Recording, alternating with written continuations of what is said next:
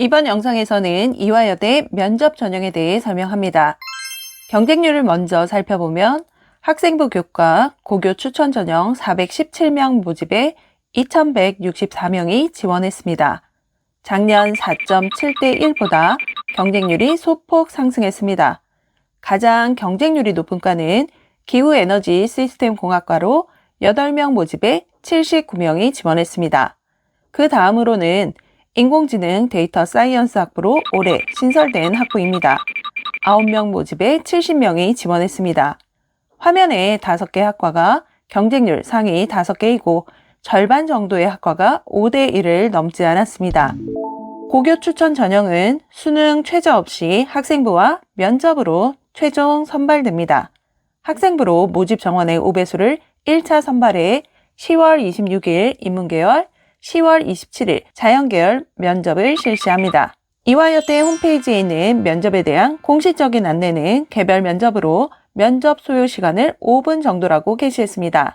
실제 면접을 경험한 학생들은 3명의 면접관이 질문하면서 면접 시간 6분의 타이머가 울린다고 합니다.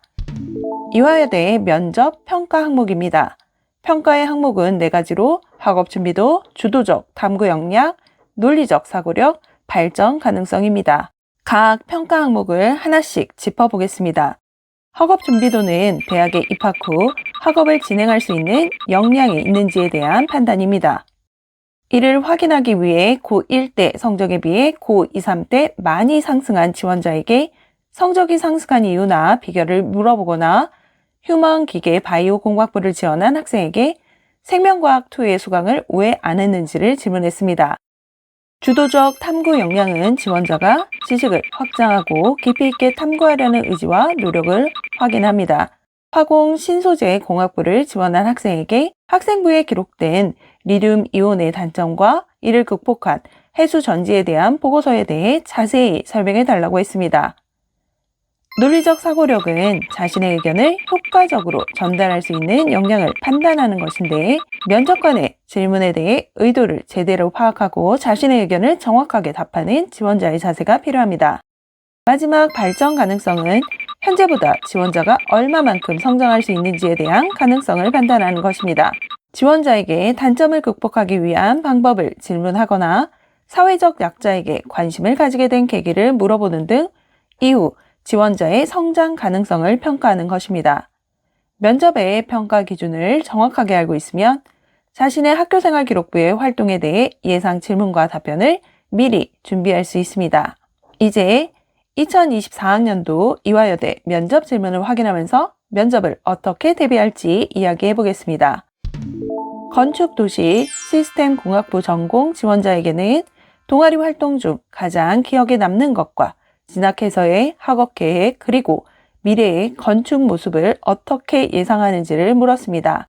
서류에 기반한 집중적인 질문보다는 일반적인 질문입니다. 사회가 변화함에 따라 건축도 변화하게 될 텐데 건축을 전공할 학생으로서 학업 계획과 함께 반드시 준비해야 할 면접 질문입니다. 수학과에 지원한 학생에게는 고등학교에서 배운 수학과 대학에서 배우는 수학과의 차이점과 공통점, 진학해서 어떤 학문적인 성과를 올릴 수 있는지 등의 진학 후에 학업 계획을 주로 질문했습니다. 전공하는 과와 관련된 고등학교 학업 성취도도 짚어보면서 자신의 전공에 대한 탐구심 등을 확인했습니다. 면접을 준비하면서 전공에 대한 조사와 함께 관련 교과목의 고등학교 성적 그리고 이후에 진학해서 어떻게 공부하고 성장할지에 대해 반드시 답변으로 준비해야 합니다. 경영학부에 지원한 학생에게는 지원 동기와 답변에 따라 추가 질문이 있었습니다. 또한 자신의 공부법에 대한 소개와 수강한 수업 내용에 대해 질문했습니다. 지원 동기는 면접에서 가장 먼저 준비해야 하는 답변입니다. 동기에 따른 꼬리 질문으로 압박을 가하더라도 침착하게 자신이 지원한 동기, 장래 희망 등을 연결해서 차분하게 답변해야 합니다. 사회과 교육과 역사 교육 전공 지원자에게는 역사 왜곡 관련 활동과 동아리 활동에서 교육 철학에 대해 질문했습니다. 지원학과와 관련된 학교생활 기록부의 활동과 학과에 대한 질문을 엮은 것인데 학교생활 기록부를 분석할 때 특히 지원 학과와 관련된 활동은 왜 시작했고 어떤 과정을 거쳤으며 그 활동으로 인한 성장 과정을 잘 정리해야 합니다. 그리고 그 답변을 암기하지 말고 키워드 중심으로 작성해야 답변에 대한 꼬리 질문을 받을 때 잘 대처할 수 있습니다. 유아교육과를 지원한 학생입니다. 성적 향상의 비법과 3학년 수업 시간에 진로에 대해 발표한 내용, 그리고 관련 책에 대해 질문을 했습니다. 이것을 보면 면접관들이 학교생활 기록부를 꼼꼼하게 읽기 때문에 세부 내용에 대한 질문을 대비해야 한다는 것을 알 수 있습니다. 창의적 체험 활동부터 세부 능력 및 특기 사항까지 잘 정리해야 합니다. 휴먼 기계 바이오 공학과에 지원한 학생에게는 주로 학업 능력에 대한 질문을 했습니다. 지원 동기를 시작으로 미적분에서의 적분의 의미, 극대값과 극소값을 구하는 방법 등 관련 학과 지식을 주로 질문했습니다. 특히나 자연계열 지원자는 교과 내용을 반드시 복습하는 것을 추천합니다. 면접 문항을 살펴보면서 나왔던 여러 질문에 대한 대비 팁을 설명하려고 합니다. 이화여대는 같은 동문회 교수님들이 많은 학교이기 때문에 지원 동기를 답변할 때 학교에 대한 애정을 녹여서 답변하는 것이 좋습니다.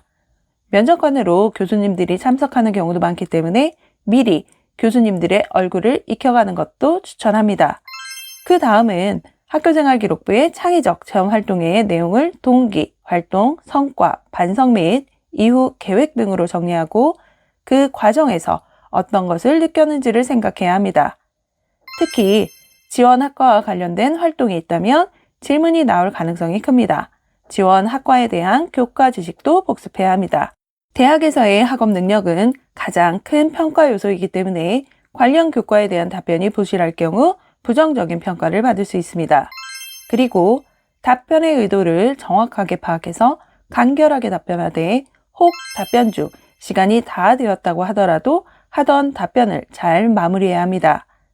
이화여대 면접은 학과 교수님들이 진행하시기 때문에 비교적 편안한 분위기라고 하니 너무 긴장하지 말고 침착하게 답변할 것을 조언합니다. 마지막은 면접 평가에서 내가 통제할 수 없는 영역에 대한 마음가짐입니다.